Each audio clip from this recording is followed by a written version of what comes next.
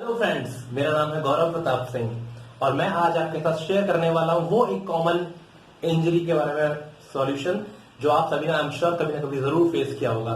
उसका नाम है एंकल स्प्रेन या देशी भाषा में हम उसे बोले तो पैर का मुड़ जाना।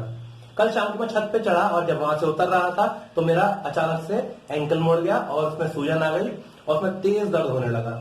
तो मैंने सोचा कि क्यों ना इसका सॉल्यूशन मैं आप सभी के साथ शेयर करूं। मैं शेयर करूं आपके साथ कि कैसे इसको घर पे ट्रीट करें। और ये हमारा एंकल का जॉइंट है, टिबिया फिब्यूला, जो कि यहाँ दो मेजर बोन्स हैं। इनके साथ मिलके और तीन लिगामेंट्स, उनसे मिलकर जो हमारे एंकल को स्टेबल करते हैं, मिलके ये जॉइंट बनता है। और जब हम कोई एक्टिविटी करते हैं तो उसके मुड़ने की कंडीशन में ये इंजर्ड हो जाते हैं और स्प्रेन हो जाता है। तो अगर ये ज़्यादा तेज होता है तो फिर हमें सर्जरी वगैरह भी करनी पड़ती है। तो मेक श्योर अगर आपको ये चीज़ हुई है तो you get treated as soon as possible. इसका ट्रीटमेंट का जो फॉर्मूला है फ्रेंड्स वो है प्राइसर, PRICER, जिसमें P stands for prevention, R stands for rest, I stands for icing, C stands for compression और E stands for elevation and R stands for rehabilitation. मैं आपके साथ शेयर करूंगा कि ये सारा प्रोसेस किस तरह से आप अपने घर पर फॉलो करके अपने एंकल स्प्रेन को जल्दी से जल्दी ठीक कर सकते हैं। तो आइए हम बात करते हैं इसके फॉलो करने के बारे में। जो पॉइंट है प्राइसर का that is P, that is prevention. हम बात करते हैं प्रिवेंशन में हमें करना क्या है। प्रिवेंशन के अंदर बहुत सारी चीजें आती हैं। सबसे पहली और सबसे इंपॉर्टेंट चीज है कि आपका एनवायरमेंट। जिस भी एनवायरमेंट में आप एक्टिविटी करने जा रहे हैं, फॉर एग्जाम्पल अगर आप स्पोर्ट्स पर्सन है तो आपको ध्यान रखना है कि जिस एनवायरमेंट में आप एक्टिविटी करने जा रहे हैं that has to be safe. For example अगर आप बारिश में करने जा रहे हैं तो आप इंजर्ड हो सकते हैं, फिसल सकते हैं। अगर आप जिस सरफेस पे एक्टिविटी करने जा रहे हैं वो अगर सरफेस पर्टिकुलर एक्टिविटी के लिए नहीं बना हुआ है तो आप इंजर्ड हो सकते हैं। तो आपको इन चीजों का ख्याल रखना है। दूसरी चीज है कि आपका फुट गियर, आपने अपने पैरों में क्या पहन रखा है। अगर आपने अच्छे शूज नहीं पहने, अच्छी क्वालिटी के शूज नहीं पहन रखे हैं, अच्छे मतलब स्पेसिफिक शूज नहीं पहन रखे हैं कि हॉकी के शूज अलग तरीके होते हैं, क्रिकेट के अलग, इवन फुटबॉल एंड बास्केटबॉल के अलग अलग। अगर आप इस तरह के शूज नहीं पहने हुए हैं या आप चप्पल घर में हम बात कर रहे हैं तो अगर ठीक तरीके से नहीं पहने हुए, बहुत ज्यादा हाइटेड है, हील बहुत ज्यादा हाई है, तो इसके इंजरी के चांसेस बहुत ज्यादा बढ़ जाते हैं। एक और, अगर आप स्पोर्ट्स करते हैं तो आप ध्यान रखिए कि आप प्रॉपर वार्म अप करें। अगर आप 1 घंटे एक्टिविटी करने जा रहे हैं तो आप हमेशा कम से कम 15 से 20 मिनट का वार्म अप करें। तो दोस्तों सेकंड स्टेप जो आता है वो आता है रेस्ट। रेस्ट का मतलब क्या है कि इन केस आपका प्रिवेंशन जो है वो नहीं हो पाया, किसी भी कारण से आप फिर भी इंजर्ड हो गए मान लीजिए, तो आपको सेकंड चीज जो करनी है दैट इज द रेस्ट। आप घर का कोई काम कर रहे हैं, मान लीजिए आप छत साफ कर रहे हैं और आपका पैर फिसल गया सीढ़ी से और आप इंजर्ड हो गए। उसके बाद या आप कोई और काम कर रहे हैं, आपकी इंजरी हो गई, तो आप रेस्ट को एक्सटेंड ना करें, आप तुरंत रेस्ट लें।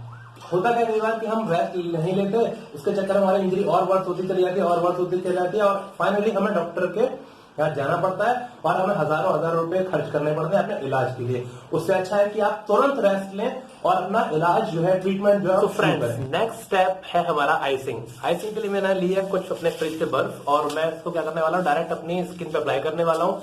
जिससे होगा क्या कि उस पर्टिकुलर पार्ट का ब्लड सर्कुलेशन कम हो जाएगा और स्वेलिंग की जो स्पीड है वो बहुत कम हो जाएगी और धीरे धीरे स्वेलिंग जो होगी वो कम होने लगेगी, जिससे हमारा रिहेबिलिटेशन का जो प्रोसेस है वो फास्ट हो जाएगा। तो आइए देखते हैं कैसे करना है आइसिंग।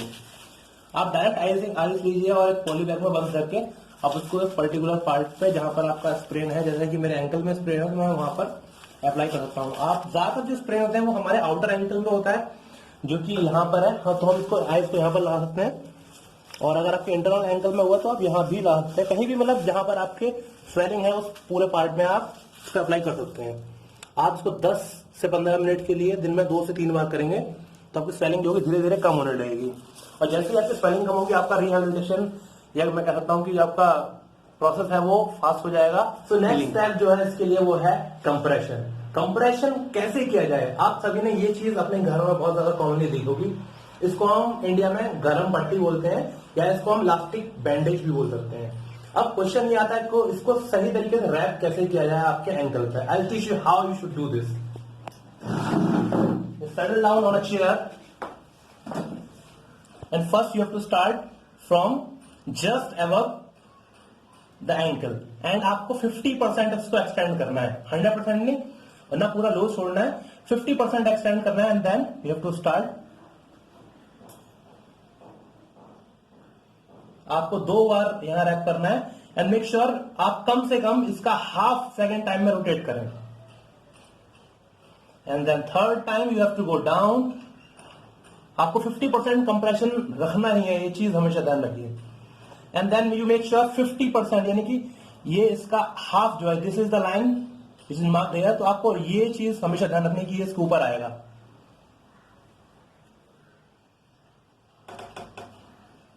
आपको कोई भी पार्ट छोड़ना नहीं है कंप्रेशन से, चाहे वो आपकी हील हो या कोई भी पार्ट हो। कंप्रेशन करना इसलिए भी जरूरी है, इससे आपका ब्लड सर्कुलेशन मेंटेन रहता है, जितना जाना चाहिए उतना ज्यादा, और आपकी स्वेलिंग कम होती है, जिसकी वजह से आपका हीलिंग जो प्रोसेस है वो फास्ट हो जाता है और आप बहुत जल्दी ठीक हो जाएंगे, आपका दर्द भी कम हो जाएगा इसमें। मेक श्योर कि आप अच्छी तरीके से कर रहे हैं, कोई भी मसल्स के हिसाब से करना है। और मैं इसको आराम आराम से फिनिशिंग दे रहा हूं बस। बहुत ही इजीली आप 50% कंप्रेस करके रखेंगे बहुत फाइनली। हम इसको यहाँ पर लाकर थोड़ा बेंड कर सकते हैं हम यहाँ से, और हमारे पास की क्लिप है ये, इसको आप यूज कर सकते हैं ऐसे and then you can keep it like this and this is your complete rap.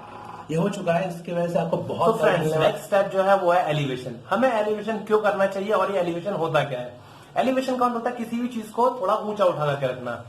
हम करते हैं एलिवेशन क्योंकि आप सबको पता है कि हमारा हार्ट जो है वो एक पंपिंग ऑर्गन है और वो लगातार ब्लड पंप करता रहता है हमारी बॉडी के अंदर, जिसकी वजह से हमारी स्वेलिंग जो है वो पैर में बढ़ जाती है। तो हमें स्वेलिंग को रिड्यूस करने के लिए और हीलिंग को फास्ट करने के लिए हमें एलिवेटेड रखना है हमारे एंकल को। तो हमें करना क्या है कि आप देख सकते हैं यहाँ पर मेरा जो एंकल है वो करीब 6 इंच ऊपर है मेरे दूसरे पैर से, और जब मैं लेट जाऊंगा तो मेरे हार्ट से ही वो करीब 6-7 इंच ऊपर हो जाएगा, जिससे होगा क्या कि मेरा ब्लड सर्कुलेशन जो होगा उस पैर में कम हो जाएगा और हीलिंग का जो प्रोसेस है वो फास्ट होगा, स्वेलिंग और पेन भी जो है धीरे धीरे कम होता चला जाएगा।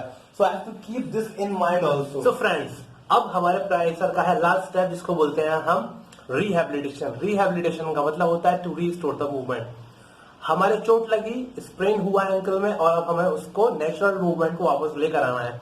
तो जब हमने पूरा प्रोसेस जो है प्राइसर का हमने कर लिया है, यानी कि हमारा जैसे कि प्रिवेंशन, राइस, आइस, कंप्रेशन वगैरह सब, उसके बाद लास्ट स्टेप बचा है हमारा रिहैबिलिटेशन, यानी कि we have to get back the movement. आइए देखते हैं कैसे करते हैं। मुझे 5 दिन हो चुके हैं अपने पूरे प्रोसेस को करते हुए। लास्ट है हमारा रिहैबिलिटेशन। तो मैं सबसे पहले देखूंगा कि मेरी स्वेलिंग जो है काफी कम हो चुकी है, और इसके बाद में अपना धीरे धीरे शुरू करूंगा इसका planter flexion and dorsiflexion.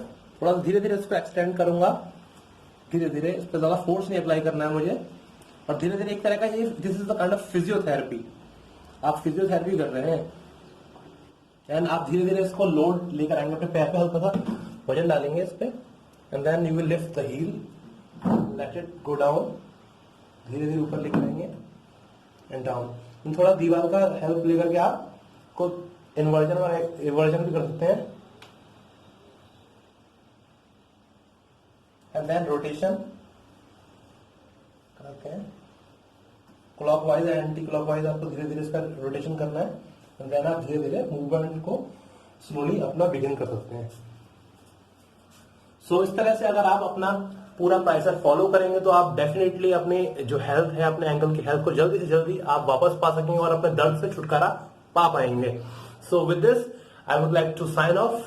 Bye guys, stay safe, stay home.